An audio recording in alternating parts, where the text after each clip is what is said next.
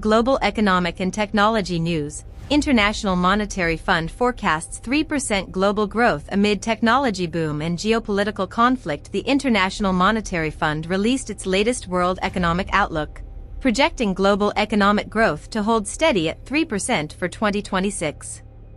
The report details a deep divergence between nations heavily integrated into the artificial intelligence technology chain and low-income, energy-importing nations heavily impacted by ongoing conflicts. Asian equities rally magnificently following unexpected drop in United States inflation rate. Stock markets across Asia experienced a powerful surge after the United States Consumer Price Index registered an unexpected monthly decline of 0.4%. The cooling inflation data has significantly relieved global financial markets by scaling back expectations for aggressive interest rate hikes by the Federal Reserve. International Monetary Fund upgrades South Korea economic outlook powered by artificial intelligence hardware shipments. Despite its heavy reliance on energy imports from the volatile Middle East, South Korea saw its 2026 growth projection raised significantly to 2.6%. The upward revision is driven entirely by a massive export boom in advanced semiconductors and hardware designed for artificial intelligence applications.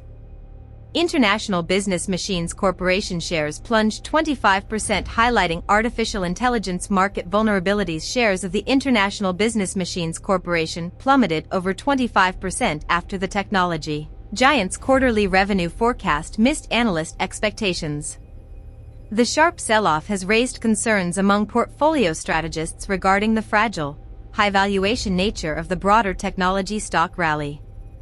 China gross domestic product growth slows to 4.3% in second quarter, missing estimates. Official data reveals that China's annual economic growth slowed down sharply to 4.3% in the second quarter, underperforming broader market expectations.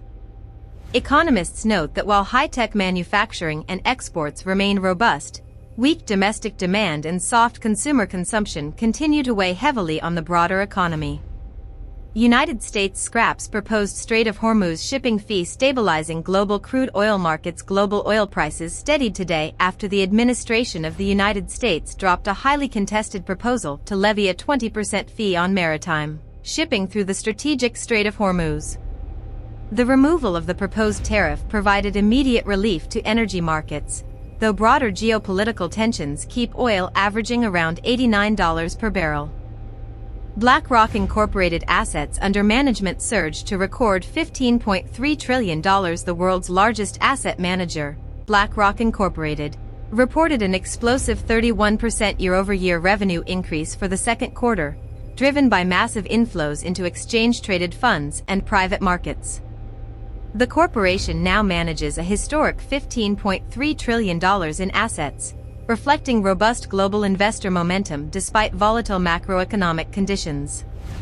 Eurozone economic recovery drags behind United States as high energy costs weigh down consumer confidence. The International Monetary Fund trimmed its 2026 Eurozone economic growth forecast down to 0.9%. Pointing to weak consumer confidence and prolonged exposure to elevated energy prices. This stands in stark contrast to the United States economy, which is maintaining a resilient 2.1% growth pace thanks to strong domestic energy production and business investments. International Energy Agency warns of supply bottlenecks if Middle East ceasefire dissolves. The International Energy Agency has expressed caution over global energy market recovery following remarks that a crucial regional ceasefire has expired. Energy analysts warn that any renewed escalations or closures of trade routes could trigger sudden commodity price shocks, impacting energy importing developing nations the hardest.